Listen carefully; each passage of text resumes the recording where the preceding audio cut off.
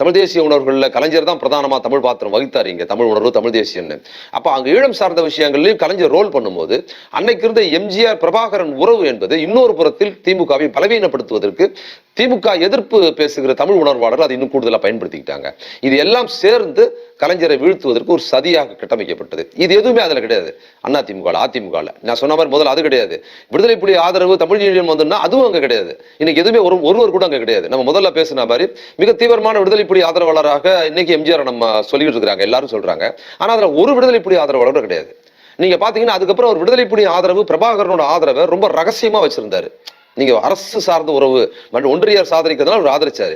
பின்னால பாத்தீங்கன்னா அதே அரசியல்ல பாத்தீங்கன்னா அதே காலகட்டத்தில் அமைதிப்படை ராஜீவ்காந்தி பீரியட்ல அங்க போகும்போது அதை இப்ப முன்மொழிகிற ஒரு நபரா எம்ஜிஆர் இருக்கிறாரு, அதை எதிர்க்கிறவரா கலைஞர் இருக்கிறாரு. இது எல்லாமே திட்டமிட்டு கலைஞர் மீது போட்ட பழி அப்படிங்கிறதும் அதுல பிரபாகரனுக்கும் எம்ஜிஆருக்குமான ஒரு அதிகாரத்தில் எம்ஜிஆர் இருக்கிறாருங்கிறதுனால அவர் உதவியை பெற வேண்டிய கட்டாயம் பிரபாகரனுக்கு ஏற்படுது. அதனால எம்ஜிஆர் பிரபாகரனை கலைஞருக்கு எதிராகவும் திமுகவுக்கு எதிராக பயன்படுத்தி ஒட்டுமொத்தமா இன்னைக்கு வரைக்கும் தமிழீழத்துக்கு எதிரானவராகவும் விடுதலை புலிக்கு எதிரானவராகவும் கலைஞரை சித்தரிச்சது எம்ஜிஆர் சார்ந்த அந்த திமுக எம்ஜிஆர் பிளஸ் திமுக எதிர்ப்பாளர் கட்டமைச்சது. இதெல்லாம் சேர்ந்துதான் அதுல வினையாற்றுதுங்கிறது அதையும் நம்ம சேர்ந்து பார்க்க வேண்டியிருக்கு. அதுல முக்கியமான